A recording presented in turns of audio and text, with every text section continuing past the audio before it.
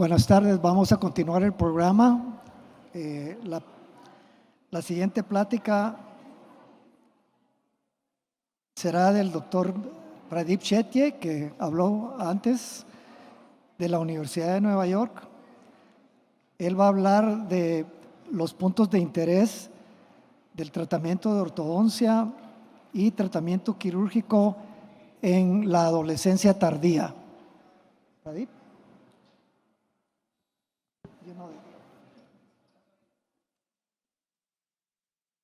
Thank you very much, Dr. Figorova. So I'm just going to talk about the late adolescent treatment for patients with cleft lip and palate.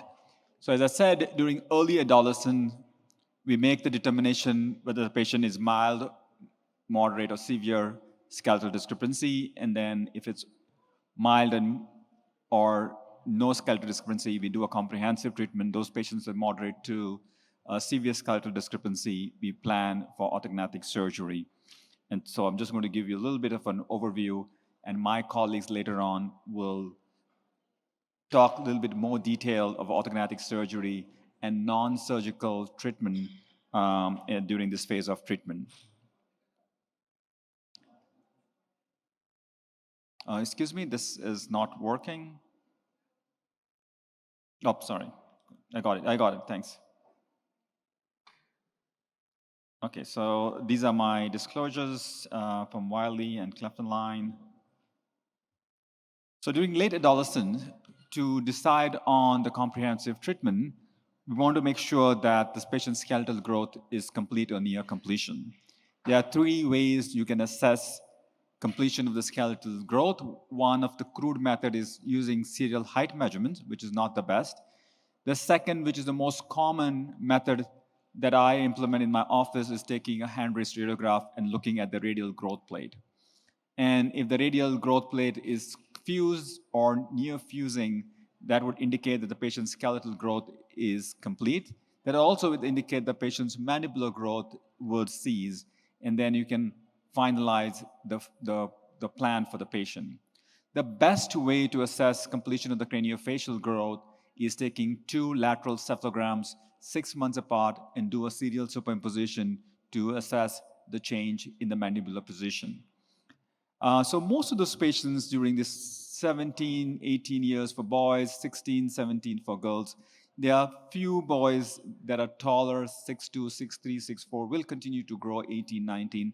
In those patients, we will defer intervention till they are close to skeletal maturity.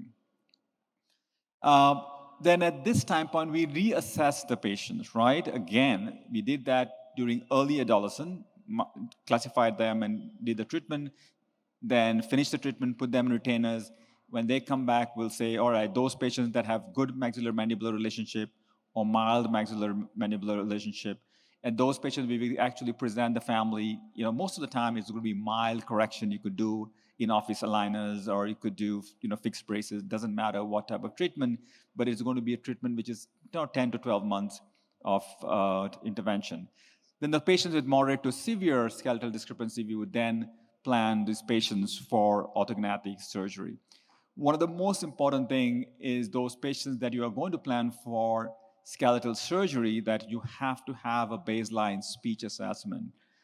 Because you know that with orthodontic surgery, there is a chance that the patient may develop a VPI, and you want to make the patient aware and the family aware there is a potential for VPI. And of course, there are options to treat VPI surgery, but the awareness is very important, because sometimes the patient will say, if I knew that I needed another surgery after the Fort 1 advancement, I would have never done the surgery. So you definitely have to have an assessment. In our office, the patient gets evaluated twice, once before we actually start orthodontic surgical putting braces on, and the second close to the surgery.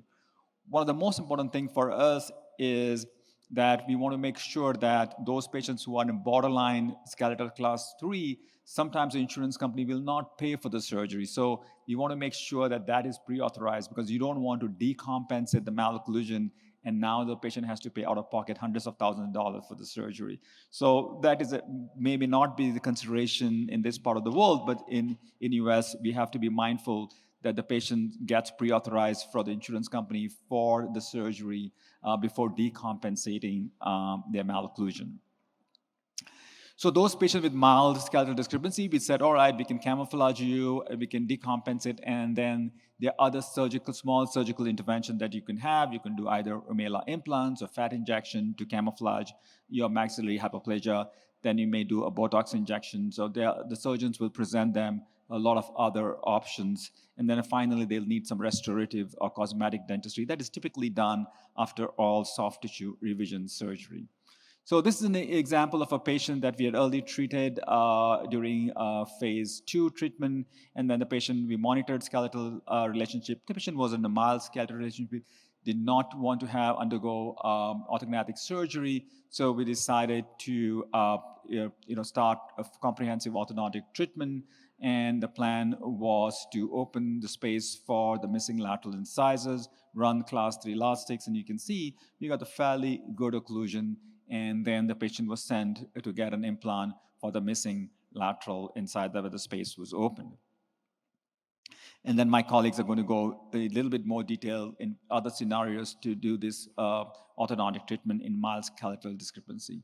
Those patients with moderate to severe, we would recommend an orthodontic surgery. There will be, say 4 or 5% of the patients, they may not want to have jaw surgeries, and we just tell them come back in a couple of years till they are ready for the surgery. It's not all patients that we present orthodontic surgery will choose to undergo surgery. And it's a good thing because we don't have the braces on, because if they say, yes, I want to go undergo the orthodontic surgery, only then we will put braces on. At NYU, 90% of our patients undergo single jaw Le Fort 1 advancement. Our surgeons do about 10, 12 millimeters of advancement in patients with severe hyperplasia. Only 10% of our patients will undergo a double jaw surgery. And the double jaw surgery is typically indicated for facial asymmetry. If there is a significant facial asymmetry that bothers the patient and we feel that the patient would benefit, we would present the 2-jaw surgery. The second reason we would do a double jaw surgery is a true mandibular prognatism. If the patient has really a prognatic mandible, we would recommend a double jaw surgery. As you know, that most patients with cleft lip and palate have a smaller mandible. So it's not appropriate to set back a mandible that is already smaller, because we don't know the long-term effects when the patient becomes 30s and 40s, what implication it's going to have on the breathing or the airway. So once the team members evaluate the patient, the patient's family agrees to undergo surgery, typically for our patients, the pre-surgical orthodontics is about 6 months or less, because these patients already have the upper arch braces, and then we just start with low arch braces decompensated, and then orthodontic surgery. Those patients who wants to have the surgery sooner, we do present surgery first with a small percentage of patients that we present with the option of surgery first. I know there are other places that say you could do orthodontic surgery with aligners or no braces, and it's all possible. At least in our program, I like to put the braces on at least 6 weeks before surgery and continue it at least 3 or 4 months after surgery, even if the patient chooses to have aligners later on. So after orthodontic surgery, then 6 months later, the patient has a choice of undergoing rhinoplasty, lip revision surgery, and finally, we would refer the patient for cosmetic dentistry, either implants or veneers. So this is an example of a patient had an early phase 2 treatment where we do decompensation, where we want to procline the mandibular incisors, increase the overjet, and optimize the Le Fort 1 advancement surgery. Not all patients get decompensation, and sometimes say, oh, let's go decompensation. Sometimes we do what's called compensation, that is to optimize the position of a Le Fort 1 segment. So here's an example, mild anterior crossbite, wanted an orthodontic surgery, we decompensated it, and then did a Le Fort 1 advancement surgery, and you'll appreciate it that he definitely benefited from the Le Fort 1 advancement. Again, the patient that had early NAM did not need alveolar bone graft surgery, had a short course of phase 2 treatment, and then he had about 12 months of a late adolescent orthodontic treatment, and then you can appreciate the changes in his soft tissue and profile after rhinoplasty surgery. They are an example of patients this is example of his decompensation. That's the first lateral cephalogram. You can see that there was a minimum crossbite, and then I'm just going to go back, and then we increase the crossbite. One thing you have to remember, that always overcorrect, whether you're doing 5 millimeters correction, 10 millimeters correction, or 12 or 30 millimeter correction, at least overcorrect of 2 to 3 millimeters. So if you want a net overjet of 2 millimeters, you would plan for a 4 millimeters correction, because we know that there is going to be some amount of maxillary relapse during the post-surgical years. This is the next patient where we compensated, right? So that previous one was decompensated. And earlier in my first presentation, I talked about that patients getting lower braces, they increase the anterior crossbite. So this is a really good example. This patient came from another office, but you can see that orthodontist had put braces on the lower, flattened the curve of P, and increased the crossbite. And now, to optimize, we had to extract the bicuspids, reduce the anterior crossbite to optimize the position of the Le Fort 1 segments to make his facial proportion. So here it is. You can see that we extracted it, retracted, closed, reduced the anterior crossbite, and then he underwent a Le Fort 1 advancement surgery, and that's his pre and post. But here you can appreciate, see how much flared the mandibular incisors were. The mandibular incisor was significantly flared. We uprighted the mandibular incisors. You can see with the Le Fort 1 advancement surgery that we overcorrected about 2 millimeters more than what we need, and that was after debonding to get his upper incisors in really good position. So that's him. Sorry, I don't have his photographs, but sorry about that. This is an example of patients that had no pre-surgical orthodontic, that means surgery first, right? We put the braces about 4 to 6 weeks before surgery. The patient is then sent for Le Fort 1 advancement surgery, and then orthodontics is done post-surgery. And this we do in a few patients that had good arch with coordination and alignment of the teeth. So it's a possibility. Again, this is an option that we do offer our patient. We also offer patients that needs aligner treatment before, and then we would put the braces back. So using pre-surgical orthodontics, aligners, just before surgery, I like to put the patients in full braces, upper and lower, and then do orthodontic surgery, and then continue with either fixed braces or continue with aligner treatment to finish the advancement. So here you can see pre-surgery. We pause the treatment wherever the patient wants to have the surgery. We don't decompensate completely. Patient will undergo orthodontic surgery, overcorrect always. You can see that excess overjet, and then continue with your orthodontic treatment for finishing and detailing. We have 2 papers published showing you mild, moderate, and severe advancement, and the amount of relapse in all these 3 groups was around 2 millimeters. Whether you do about 5 millimeter advancement, we do that up to 10 millimeters, or over 10 millimeter advancement, the relapse is approximately 2 millimeters. But remember that all these patients are monitored orthodontically at least a year after surgery, and they do wear Class D elastics. So the amount of relapse is not what others have shown, that is 50%, 40%. Our relapse is about 2 millimeters on average in all the 3 groups, but they do wear Class 3 elastics post-surgery. And there are 2 papers published, I think about 50 patients in the group. So the outcomes of the study, as I said, that even with over 10 millimeters of advancement, the relapse is about 1 to 2 millimeters. Double jaw surgery, all our patients that undergo double jaw surgery, we do our 3D surgical planning using 3D CT scan, and then we use a virtual surgical planning or the computer surgical planning. You have to remember that the CT scan or the models or the photographs are not the driving factor for treatment planning. What really drives the treatment planning is your clinical examination, because that's the most important factor in surgical planning. So this is an example of a DICOM. We use our office cone beam CT to capture the DICOM image at about 300 micrometers, because for our surgical planning. And those images are of DICOM, and then the models are STL files that either we scan the intraorally or you can scan the models. And then finally, If it permits, then we use 3D facial photographs, which are in OBJ. And we use this technology to actually show it to the patient initially, but for designing our splints and guides and 3D custom plates. There are two common software that are currently available. More and more companies are developing their softwares.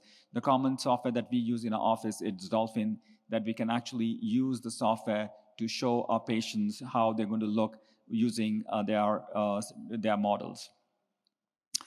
So clinical exam, the most important parameters that we assess is lips apart of rest, the incisor show at rest. You want to make sure the vertical position of the maxilla is adequate so that when the patient smiles, it shows about 100% of incisor show. You also want to evaluate the path of opening and closing of the mandible and make sure that the maxillary and mandibular midlines align with the mid-sagittal plane or the patient's facial midline. So this is a 3D model. You can see all the three images have been stitched together. You can have the STL files of the teeth, the cone beam CT, the DICOM file, and OBJ file. Unfortunately, this is a 3D animation. It's not playing, but otherwise it rotates. For some reason, it's not. Here you can show this is the skeleton that is been osteotomized and the advancement is done. Just show you animation, and you can actually hide it in case you want to present this to the patient's family. Let's look at the patient with the two-jaw surgery for skeletal asymmetry. This is a patient who was about 20 years old, did not want early surgeries, so she decided to come back later on, and then we put the braces on, and she had already taken time off, so she underwent two-jaw surgery. The plan was to do a Le Fort 1 advancement and then a mandibular setback to optimize the position of the mandible. This patient was not completely decompensated before the surgery, so our plan was to actually overcorrect the maxilla, and you will see in this planning part that we established about 4 or 5 millimeters of an excess overjet, and that was corrected post-surgically. This indicates showing you how the occlusal plane was level, the amount of advancement this patient underwent, and correction of the cant. These are the mandibular movements. And then you can see how the skeletal class 3 was corrected as a skeletal class 1 with little overcorrection with the overjet. The occlusal plane was changed from 8.7 to 12.6 degrees. Here you can see this is the intermediate splint in place, and this was before the 3D printing of the custom plates, and now most of our patients are getting custom 3D printed plates and splints all simultaneously. It's much more accurate to do the fixation with the custom guides and custom 3D plates. And then you can see the excess overjet. And this is pre and post CBCT showing you the overcorrection. And then that's the final occlusion when we debond it. In the post-treatment orthodontics is typically 6 to 10 months because the teeth really move fast post-surgery. So you can give the patient a good occlusion, and then the patient had a prosthetic restoration of the lateral incisor. And that's from the frontal view, and you can see the changes, balance in the vertical as well as in transverse relationship. So the key points from this presentation is consider orthodontic surgery after skeletal maturity. You have to discuss post-surgical VPI before you actually put the patient on with braces. Most patients will benefit from a Le Fort 1 advancement. Those patients that have true mandibular prognathism and facial asymmetry will benefit from two-jaw surgeries. Larger advancement is possible, 10 to 12 millimeters, but make sure that the patient is followed up routinely with orthodontics with the class 3 elastics so that the scar tissue on the palate does not affect the position, the surgically corrected position of the Le Fort 1. Overcorrect 2 millimeters at least. That means if you want 2 millimeters at the end of your treatment, add 2 to 3 millimeters to that correction so that the relapse gets compensated and you end up with a positive overjet and not take the patient back to the operating room. Double jaw surgery, again, is reserved for the patients who have true mandibular prognathism and mandibular asymmetry. Thank you.